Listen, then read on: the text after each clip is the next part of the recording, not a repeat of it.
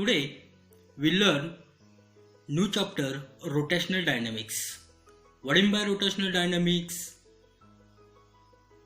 In rotational dynamics there is a two words, rotational motion and second is dynamics. The form new words rotational dynamics. What is the actual definition of a rotational dynamics? Rotational dynamics is the study of force and motion about an axis of rotation. Let's talk about what is meant by axis of rotation. What is the definition of axis of rotation?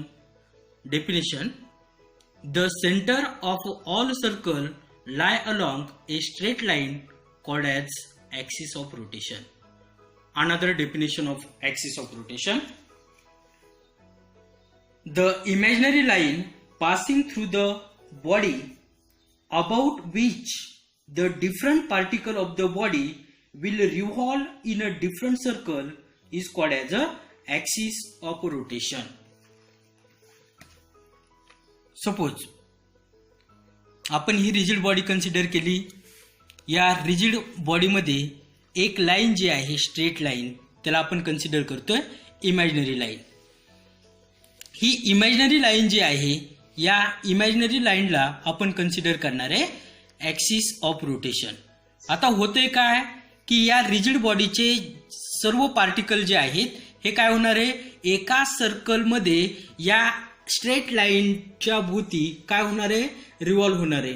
म्हणून या ॲक्सिसला consider करायचं, या straight लाईनला consider करायचं axis of rotation.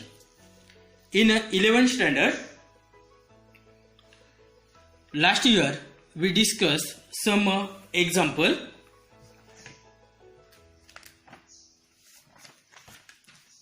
Some definition. First definition we consider what is mean by center of mass, what is mean by real force, what is mean by pseudo force. We can revise all three definition again. First definition, what do you mean by center of mass? Center of mass of a body is defined as that point at which the whole mass of the body is supposed to be concentrated in order to study of motion of the body is accordance with Newton's law of motion. आपण ही rigid body consider केली. ही rigid body जी आहे या rigid बॉडीच्या सेंटरला असा एक point आपल्याला दिसतोय. या पॉइंटला कन्सिडर करतो आपण या रिजिड बॉडीचा centre of mass.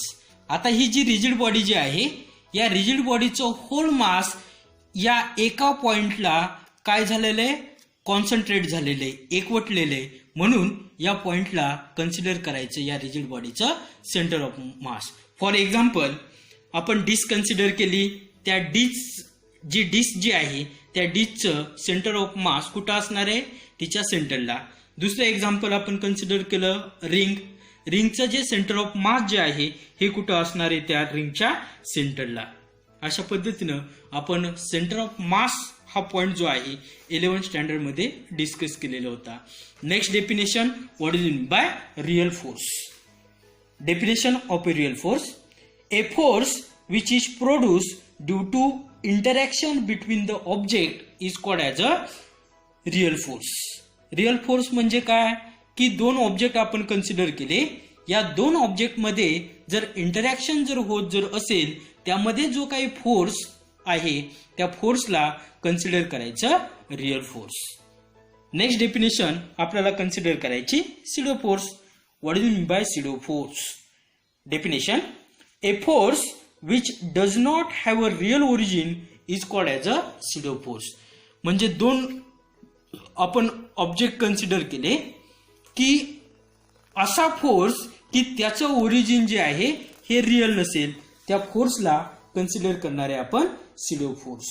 These all three definition we can discuss in a last year in 11th standard. Center of mass, what do you mean by real force, what do you mean by pseudo force. Let's talk about what do you mean by circular motion. New topic, what do you mean by circular motion? Definition: motion of an object along the circumference of a circle is called as a circular motion. Circular motion कशाला म्हणणार आहे आपण? त्या figure मध्ये आपण बघितलं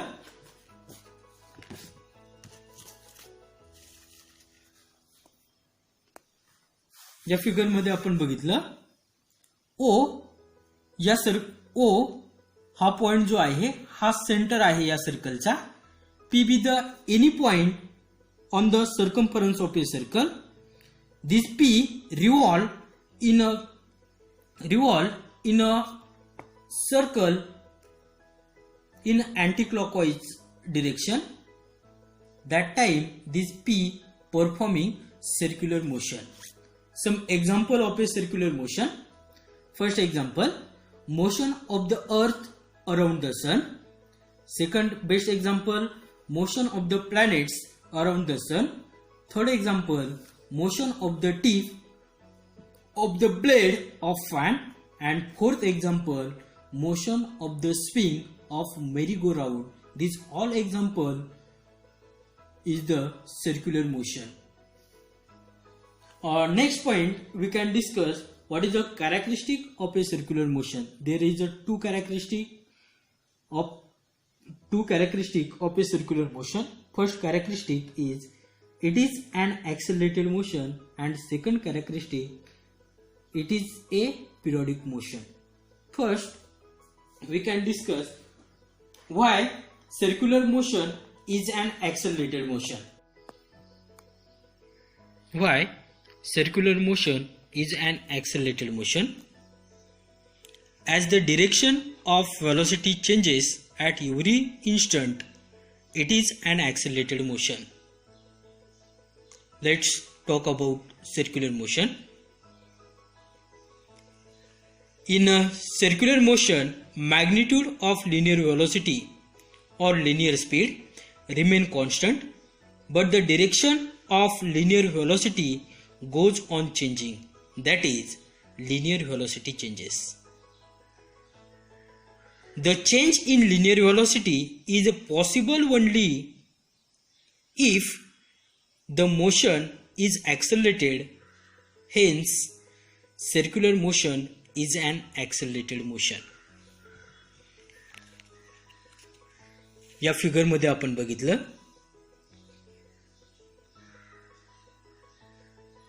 P हा circumference वरती एक पॉइंट आहे.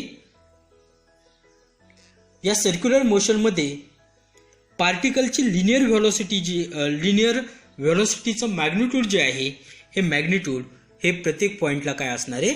कॉन्स्टंट असणार आहे. इथे पण कॉन्स्टंट असेल, इथे पण कॉन्स्टंट असेल, म्हणजे सेम असेल. But direction of linear velocity changes. या पॉइंटला लिनियर व्हेलॉसिटीची डिरेक्शन, या पॉइंटला लिनियर व्हेलॉसिटीची डिरेक्शन, यामध्ये काय असणार आहे? चेंज असणार आहे. म्हणजेच पार्टिकलची लिनियर व्हेलॉसिटी जी आहे ही काय होणार आहे? बदलणार आहे. पार्टिकलच्या लिनियर व्हेलॉसिटीमध्ये होणारा बदल हा मोशन ॲक्सलरेट झाल्याशिवाय होणार नाही, किंवा मोशन ॲक्सलरेट असल्याशिवाय शक्य नाही. म्हणून that's why UCM is called as a accelerated motion. Next point, next property, it is a periodic motion. During the motion, particle repeat its path along the same trajectory. Thus, motion is a periodic. आता periodic motion कशाला म्हणायचं? की particle performing circular motion repeat its motion after equal interval of time on the same path. So circular motion is a periodic. Periodic motion म्हणजे काय? की एखादा particle जो आहे अशी मोशन परफॉर्म करतो की तो जो पाथ जो आहे तो काय करतोय? पुन्हा पुन्हा निर्माण करतोय. त्यामुळे सर्क्युलर मोशनमध्ये सुद्धा पार्टिकलची मोशन एकाच पाथवरती ठराविक वेळेने पुन्हा पुन्हा होत असते. त्यामुळे सर्क्युलर मोशनला आपण काय कन्सिडर करणार? Periodic motion. Today we stop here. Thank you.